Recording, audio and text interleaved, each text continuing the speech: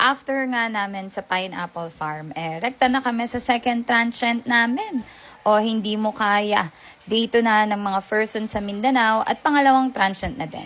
Hello mga mi. Eto nga pala sa BCC Bukidnon na. At eto ang pasilip sa place na pinagstayan namin. Kinabukasan nga lagari ulit sa Lakwatsa ang mga yan. Ano, tara?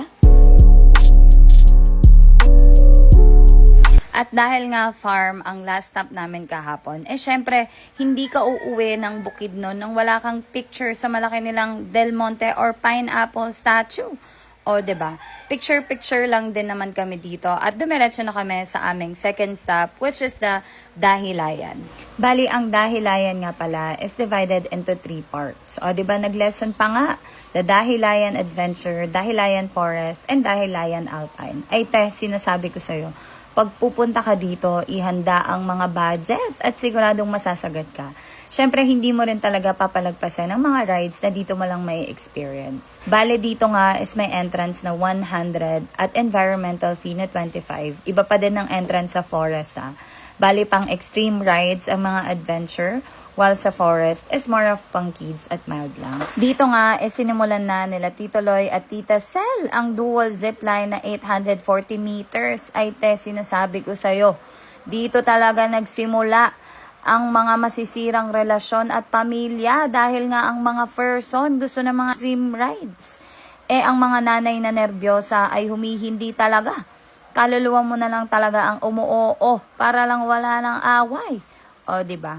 Sila Tito Loy at Tita Sel talaga ang patunay na wala sa edad ang pag-e-enjoy basta para sa experience. Mabilis lang naman siya since mga less than 1 minute. Pero ito talaga ang pinakamatagal na 1 minute ng buhay mo. Grabe, lahat ng dasal, dinasal mo na talaga at kitang-kita ang taas ng mga daanan mo. Pagkatapos nga ng dual zipline, si Kuya Eli na lang yung pinasakay ko sa 320 meters at 150 meters dahil pwede na nga ang edad niya. Wala na ngang sinayang na oras ang mga person at sumunod na nga ang Phaeton roller zip ride.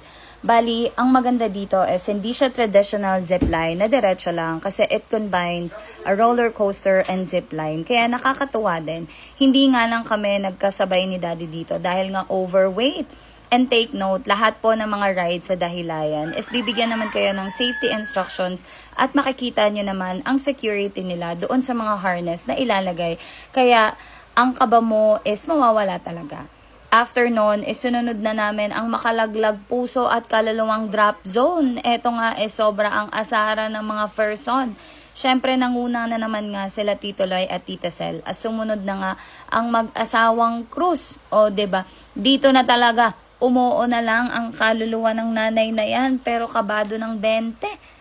Sumunod na nga rin sa amin, sila Paula at Kier, na pangmalakasan na nga lang ang pagsakay nila dito sa drop zone. So, eto nga ang ilan sa mga clip kung gaano kataas at bigla mong ibababa ang sarili mo. Naku talaga. Hila!